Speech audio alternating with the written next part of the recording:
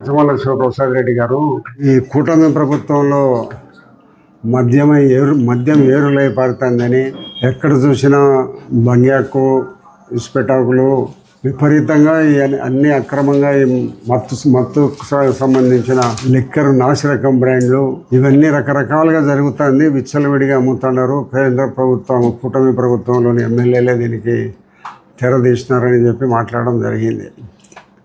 నేను చెప్తున్నాను, ఈరోజు కూటమి ప్రభుత్వంలో ఏ ఒక్క ఎమ్మెల్యేమైనా లిక్కర్ మీదకి సంబంధించి ఒక కేసులు పెట్టినారా?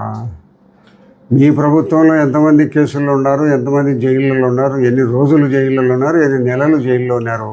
కూటమి ప్రభుత్వంలో ఎవరైనా ఉన్నారు ఒక జైల్లో మద్యానికి సంబంధించి ఎవరన్నా? ఇప్పుడు ఒక 30-40 మంది మీ జగన్మోహన్ రెడ్డి గవర్నమెంట్లో ప్రముఖ నాయకులందరూ కేసుల్లో ఉన్నారు. చెవిరెడ్డి భాస్కర్ రెడ్డి కానీ, లేదా ఈ ధనుంజయ రెడ్డి కానీ ఇంకా కేసుల్లో ఉన్నారు. ఇంకా ఒక 15 మంది 12 మందికి బెయిల్ రాలే. మిథున్ రెడ్డి కానీ వీళ్ళందరూ అక్రమ మద్యం రవాణాలో వీళ్ళందరూ వందల కోట్ల రూపాయలు సంపాదించినారనే దాని మీద విచారణలో వీళ్ళందరూ విచారణ ఎదుర్కొంటున్నారు. జైళ్ళల్లో కూడా ఉన్నారు.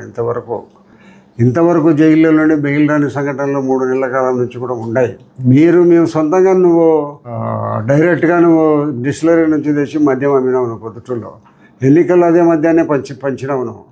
అంటే డైరెక్ట్గా మరి డిస్టిలరీ నుంచి గవర్నమెంట్ పోయి గవర్నమెంట్ నుంచి షాపులకు వచ్చి షాపుల నుంచి ప్రజలకు రావాలా? అట్లా లేకుండా డైరెక్ట్గా డిస్టిలరీ నుంచి తీసుకొచ్చి అమ్ముకున్నారు కదా మీరు. నువ్వు ఈ ప్రభుత్వాన్ని గురించి మాట్లాడే అర్హత నీకు ఎంత మాత్రం లేదు. నువ్వు ఒక నయవంచకునివి.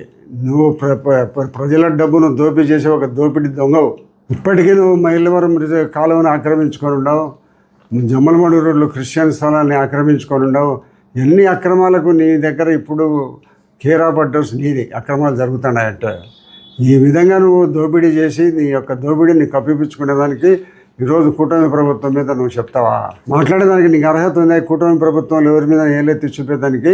కాబట్టి నువ్వు ఏదో నంగనాశి మాదిరి ఏదో నువ్వు సత్యుని మాదిరి మాట్లాడుతుంటావే, నవ్వుకుంటారు ప్రజలు. నువ్వు ఎప్పుడైనా చూసుకో, ఈ కూటమి ప్రభుత్వం ఎక్కడైనా ఈరోజు కూడా కొంతమంది ఎమ్మెల్యేలను ఏదో చిన్న తప్పులు చేస్తుంటే మా ముఖ్యమంత్రి గారు వాళ్ళను దండించడం జరిగింది.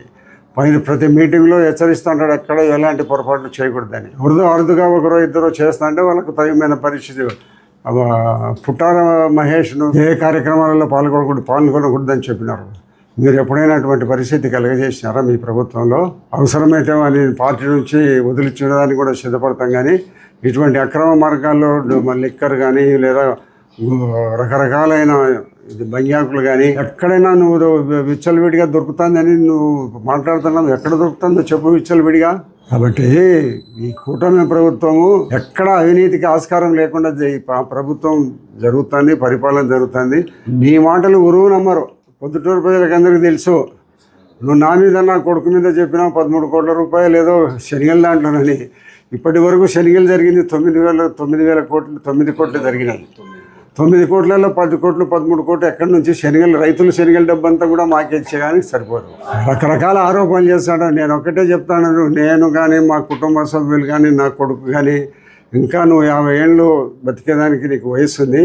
ఈ నువ్వు బతికే వయసులో ఎప్పుడైనా మా అవినీతిని ఛాలెంజ్ చేస్తాను, నువ్వు నిరూపించుకో. మా కుటుంబ అవినీతిని ఎక్కడైనా ఉంటాయి. మేము మా కోసం బతుకుతున్నాం, ఎవరి కోసం బతకడంలే.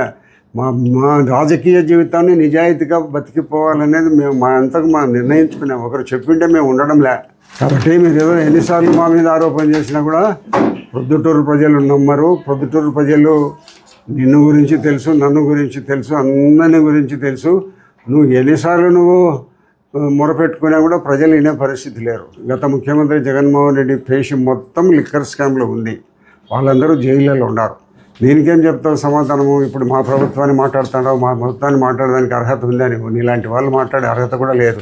అందరిని గురించి పొద్దుటూరు ప్రజలు కానీ రాష్ట్ర ప్రజలు కానీ ఆలోచిస్తున్నారు. నువ్వు ఈ నన్ను గురించి పొద్దుటూరులో కాదు రాష్ట్రంలో అడుగుపో. ఆంధ్రప్రదేశ్ రాష్ట్రంలోనూ సమైక్య ఆంధ్రప్రదేశ్ రాష్ట్రంలోనూ అడుగుపో. నన్ను గురించి ఏం చెప్తారో? నువ్వు ఊరికే చెప్తాను కానీ ఏమవుతుంది? పొద్దుటూరు ప్రజలు నమ్ముతారా? కాబట్టి నువ్వు ఎన్నిసార్లు ఎన్ని అబద్ధాలు మా మీద ఎన్ని 100 కోట్లు సంపాదించినామని కూడా ప్రజలు నమ్మే పరిస్థితి లేరు. అటువంటి పరిస్థితి మాకు అవసరం లే. మేము దిగజారి చెయ్యి కిందికి పెట్టి బతకాల్సిన పని మాకు లేదు. ఉన్నంతలోనే జీవించి బతుకుతాం అంతే. మీ వివాహాది శుభకార్యములకు, పుట్టిన రోజులకు, మీటింగులకు అత్యాధునిక సదుపాయాలతో ప్రొద్దుటూరు వాసవి సర్కిల్ వద్ద నుంచి అతి సమీపాన మీకు అందుబాటు ధరలలో happy banquet AC function hall మీకు స్వాగతం పలుకుతుంది. మా ఫంక్షన్ హాల్ నందు వంట సామాగ్రి మరియు విశాలమైన కార్ పార్కింగ్, అతి తక్కువ మెయింటెనెన్స్ ఖర్చుతో ఏ ఫంక్షన్ అయినా మా happy banquet AC function hall నందు జరుపుకొని ఆనందాన్ని పొందండి. బుకింగ్ కొరకు సంప్రదించండి.